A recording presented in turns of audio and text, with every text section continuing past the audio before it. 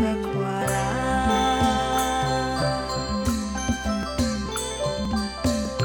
ခရီးမှန်နိုင်မယုံမချစ်တယောက်စီတယောက်တည်းဆက်လက်ထွက်ခွာတာ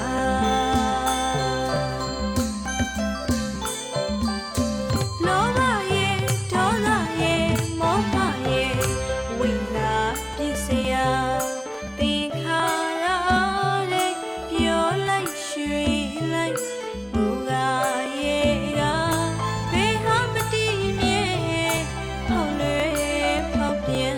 အကြောင်းခံကဲမတကား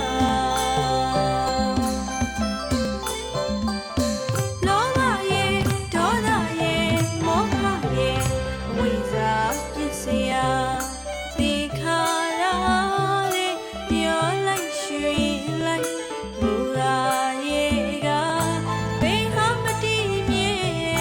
ဟောက်လွယ်ဖောက်ပြန်အကြောင်းခံကဲမတကား